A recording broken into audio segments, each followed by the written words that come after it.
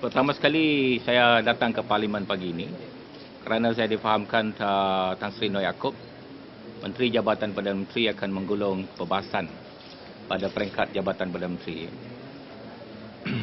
Beliau akan menyentuh semula tentang isu royalty dan satu-satunya hujah yang diguna oleh kerajaan Malaysia ialah 3 batu nautika. 3 batu nautika ni tak ada reference di mana-mana undang-undang Malaysia maupun dunia, ya.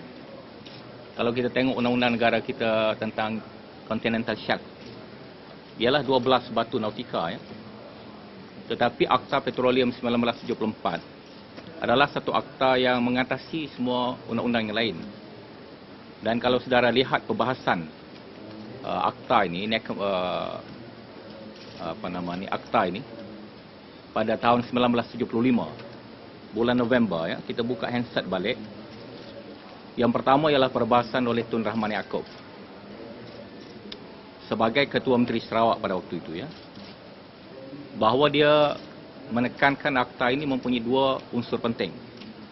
Yang pertama ialah kuasa petroleum sebelum akta ini adalah terletak di bidang kuasa negeri-negeri sejak sebelum kita menyertai Malaysia dan Persekutuan Tanah Melayu, ya. Negeri Kelantan sama seperti Sarawak adalah sebuah negeri berdaulat dan mempunyai kuasa ke atas petroleum, dan kuasa ini hanya boleh diserahkan melalui satu perjanjian, dan perjanjian adalah mengikut Akta 1974. Unsur yang kedua ialah selepas negeri menyerahkan hak ini sama ada onshore dan offshore yang disebut oleh Tun Rahman Yaakob adalah menjadi tanggungjawab Petronas membayar pampasan ataupun wang tunai, ya. Term yang digunakan ialah cash payment, ya.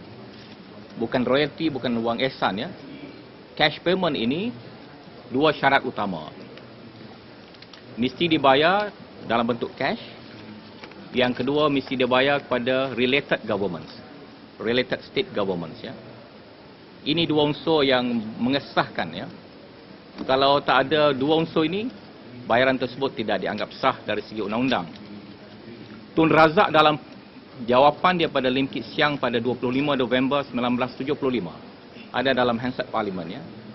25 November 1975 menjelaskan bahawa 5% royalty ini akan dibayar kepada tiap-tiap negeri sama ada minyak tersebut dijumpai di perairan atau di luar perairan, ya.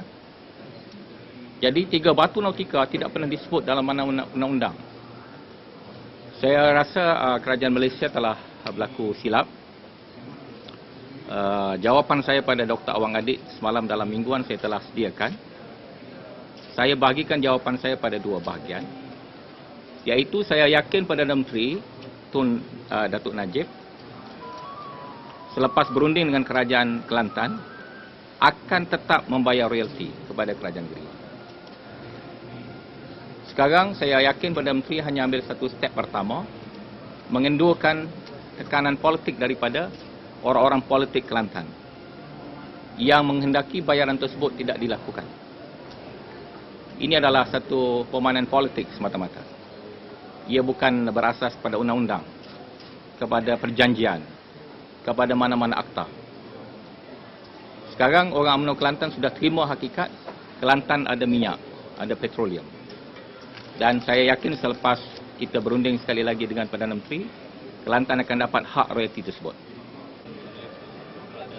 Ya? Legal action.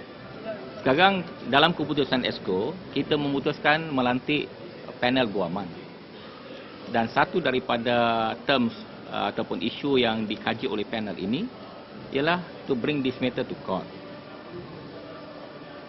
Belum buat keputusan nak bawa ke mahkamah, we appointed a lawyer to give us opinion, to consider whether we can go to court or not, either in Malaysian court or outside Malaysia. Not necessarily international court, but court outside Malaysia. Maybe that court in New York, maybe that court in Bangkok.